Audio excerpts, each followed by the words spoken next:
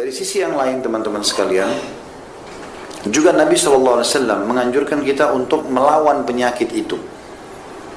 Kata Nabi SAW, Allah tidak menurunkan penyakit kecuali Allah turunkan bersamanya obat. Maka berobatlah wahai hamba-hamba Allah.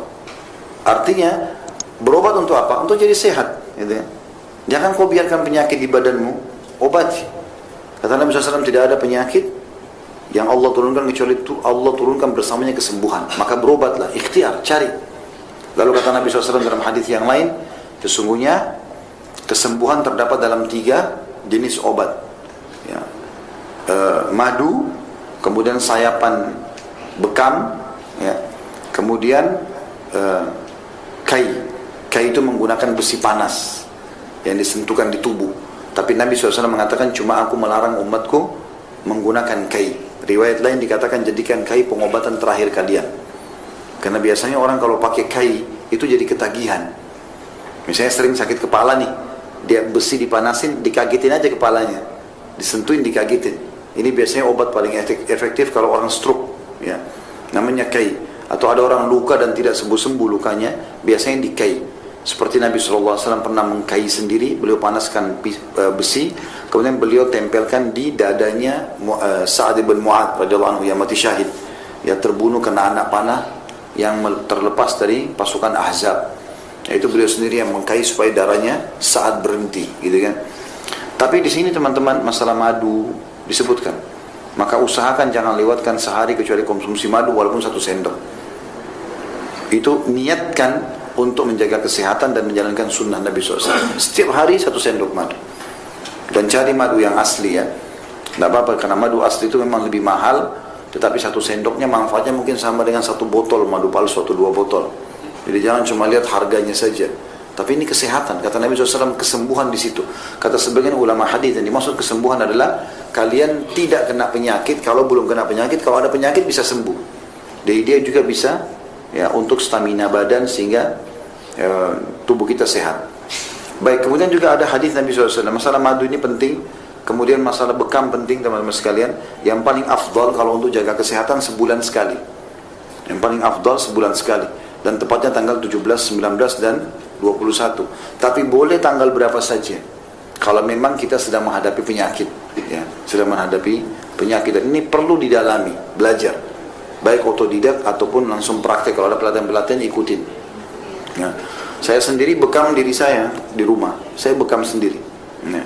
Kalau tempat yang saya tidak jangkau, saya minta tolong sama istri saya. Maka dibekam sendiri teman-teman sekalian. Udah dijual alatnya, ada jarumnya sendiri, gitu kan. Dan saya sudah bertanya sama salah satu kakak kelas kami, semoga Allah jaga beliau, Ustaz Wildan hafizahullah. Beliau sudah 20 tahun bekam orang. Saya bicara, dan saya baru tahu juga metode bekam yang menarik dari beliau itu, yaitu mengeluarkan darah di tempat yang sama kalau memang dasarnya orang itu punya keluh kesah, ya. Jadi di satu titik, biasanya kan tempat-tempat bekam satu titik cuma sekali saja. Nah ini di titik yang sama dia bisa sampai 3-4 kali. Bahkan beliau pernah banyak sekali Allah izinkan sembuh di tangannya. Itu bekamnya dilakukan dengan berulang-ulang, jadi sampai 3 hari, seminggu, di tempat yang sama atau minggir sedikit di kiri atau kanannya.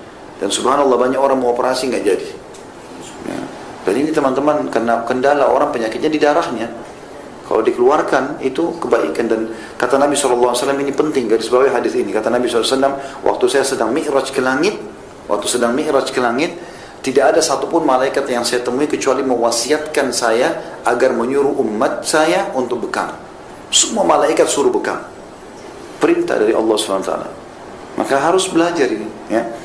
Belajar bekam di tempat bekam. Kalau sama belum mahir, atau kalau sudah belajar titiknya lalu bekam, coba sendiri. Ada 9 titik di belakang yang memang menjadi standar kalau sebulan sekali. Tapi kalau lagi sakit boleh. Kayak penyakit gula, penyakit apa saja bisa sembuh dengan itu, ya, penyakit apa saja. Karena Nabi SAW mengatakan kesembuhan ada. Tidak kenal penyakitnya apa. Di madu, di bekam dan kai. Juga kata Nabi SAW, habbatus sauda, biji hitam, obat untuk semua penyakit kecuali kematian. Kalau mati ada obatnya, bisa dengan habba sauda. Habba sauda itu jintan hitam kecil-kecil. Beli 1 kilo mungkin antum pakai kalau sendirian 10 tahun. Ya. Murah, banyak. Tapi cara pakainya memang ada. Biasanya kalau teman-teman tidak paham, mereka konsumsi banyak. Saya lihat juga ada teman-teman yang menjual herbal, di situ kapsul habatus sauda ditulis dosisnya 2 kapsul, 3 kapsul 1 kali minum. Nah ini terlalu banyak. Saya pernah ketemu dengan seorang herbalis yang sangat senior, Masya Allah sudah berumur beliau, datang ke toko saya untuk saya jual biji habas saudanya langsung. Nah kadang-kadang saya konsumsi di madu, dan beliau bilang, Ustaz ini sudah tahu cara pakainya. Ini kisah mungkin sekitar 8 tahun, 9 tahun yang lalu, 10 tahun yang lalu. Saya bilang, iya setahu saya dikonsumsi. Biasanya saya dulu makan 1 sendok. Dulu saya punya mah. Kemudian saya konsumsi begitu malah kambuh mahnya. Kan jadi kontradiktif antara Nabi bilang obat, kok jadi tambah sakit, gitu kan? Ternyata tidak paham dosis. Gitu. Maka ada dosisnya. Beliau bilang ini Ustaz, sebenarnya habat sauda ini memang kuat sekali. 1 butir aja sudah kuat sekali. 1 butir kecil itu sudah kuat sekali. Memang dia kuat sekali. Jadi kalau mau dipakai, saran saya 1 sendok madu 7 butir saja. 7 butir maksimal. Kalau mau ditaruh di kopi, di teh, di susu, 7 butir. Cukup, dihitung butir. Makanya tadi saya bilang 1 kilo itu bisa 10 tahun. Gitu. Nah. Tapi kalau orang tidak paham, nanti berpengaruh. Nanti dia sendawa, baunya bau habas sauda semua. Karena banyak sekali dia minum. Ya. Makanya ada dosisnya. Maka dia obat untuk semua penyakit. Nah, ini bukan untuk mengurangi penjualannya teman-teman herbal. Ya. Tapi memang kita bicara real. Karena ini kan pengobatan nabawi. Kita bukan targetnya main habisin jual produk. Bukan. Tapi bagaimana kita memberikan pemahaman yang benar berhubungan dengan masalah itu. Tapi ini sama. Masalah madu, masalah habas sauda, ini setiap hari. 1 sendok madu, 7 butir habas sauda. Selalu. Ya. Itu sangat bagus gitu. Kalau mau dibuat dalam bentuk jus, digabung sama kurma. Kurma juga makanan favorit Nabi SAW. Kemudian dimasukkan daun bidara. Ya, buat jus daun bidara. Jadi kalau antum punya sihir, punya syaitan, lari semua tuh dengan bidara. Itu kan racun bagi mereka. Maka itu dirutinkan buat minuman. Gitu. Saya pernah buat itu jus daun bidara. Cemplungin 7 daun bidara, campur madu. Kalau mau pakai susu, mau pakai kurma, sari kurma, bisa. Tapi itu sangat bagus ya. Ini semua penguatan-penguatan nabawi. Ya, sayangnya kita kadang-kadang lebih percaya dengan obat-obat yang belum jelas status kehalalannya dari orang non-muslim daripada produk-produk yang diajarkan oleh baginda Nabi alaihissalam. Jadi kita lihat di sini teman-teman, kalau kita satukan apa yang saya jelaskan dalam pembukaan kita ini, Islam dari sisi ibadahnya sendiri, gerakan-gerakan ibadahnya itu mengandung unsur menjaga kesehatan. Kita saya jelaskan gerakan sholat, cari nafkah bagi orang yang mengeluarkan zakat dan sedekah, kemudian haji dan umroh, ya, ada jihad. Sisi yang lain, memang Nabi SAW sendiri praktekkan itu dan banyak dalil berhubungan dengan masalah itu. Sisi yang lain juga, Islam mengajarkan kepada kita menjaga kesehatan dengan ya mengkonsumsi obat-obatan, dan kalau sakit berobat, gitu kan. Kalau sakit